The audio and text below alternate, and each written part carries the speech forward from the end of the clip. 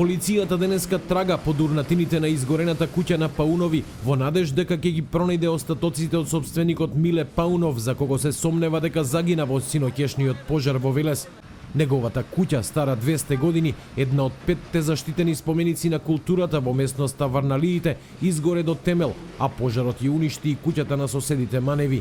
Додека нашата екипа ги снимаше овие кадри, полицајците од Крим техника ги пребаруваа остатоците од изгорената куќа во надеж дека ќе пронајдат делови од изгорениот старец, односно собственик на куќата која синоќа изгоре во големиот пожар.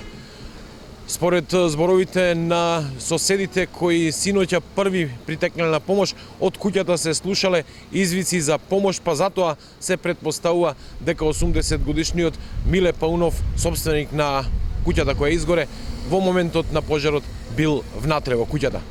Последен кој го видел Паунов е неговиот сосед Љубомир Петрушев. Он носеше у кесе 2 флаши пиво. Добро вечер, добро вечер. Како сте? На германски.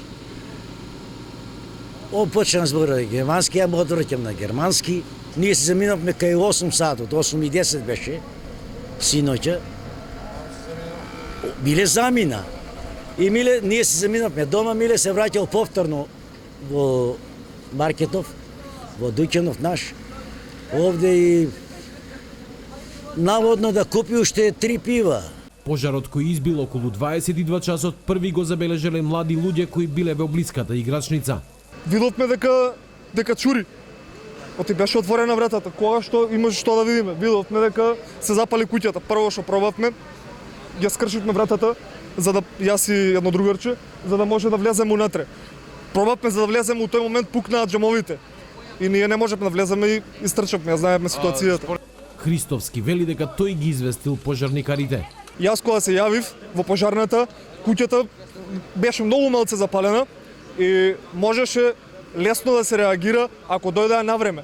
Но дојдоа по 15-20 минути и дојдоа само 2 возила. Мислам 2 возила, 2 пожарникари со едно возило дојдоа. Тоа веќе беше касно и веќе почна фаќа кај другата куќа. Пожарот брзо избувнал и неговите пламени јазици достигнуваа неколку метри. За кратко се урна и покривот, а постоеше опасност целиот објект да падне. Соседите сведочат дека глетката била страшна. Се слушнаа викотници во малото и татко ми ме крена од постела, испаднавме цела фамилија, кога видовме цело мало, цела улица излезе на надвор со црева, се гасеше и тоа е. Куќата се уште има внатре во сокакот има луѓе велите. Да, внатре има слеп сокаке и отежнете пристапот. Тие што се затекнати на крајот на сокакот, веќе таму се не можат да излегуваат, бидејќи реално зафатена е улицата. Излезот кон надвор е блокиран. Пожарникарите се обидуваат да го локализираат огнот, но поради непристапниот терен и густо населената улица, борбата со огнот се одвиваше тешко. Градоначалникот на Велес Аце Коцевски, кој пристигна на местото на несреќата, вели дека штетите од загубениот живот и старата архитектура се неповратни, но поуки мора да се извлечат. Од това несреќа што ни се случи, ние и другите градови со стари градски јадра, каде што има тесни, стрмни улички, треба да извлечеме поуки, мора да се инвестира во изградба на хидрантни системи и во набавка на мали возила кои ќе можат брзо да се спровнат низ тесните улички за да спречат вакви големи штети и последици со човечки жртви. Околу 2 часот по полноќ пожарот беше локализиран. Освен белешката против пожарна бригада, во гаснењето учествуваа и единиците од Скопје и околните градови. Покрај двете целосно уништени, пожарот оштети уште неколку куќи. Причините за сега не се познати. Куќата која е целосно изгорена беше еден од најпрепознатливите белези на градот и дел од повеќе играни филмови и промотивни видеа за Велес.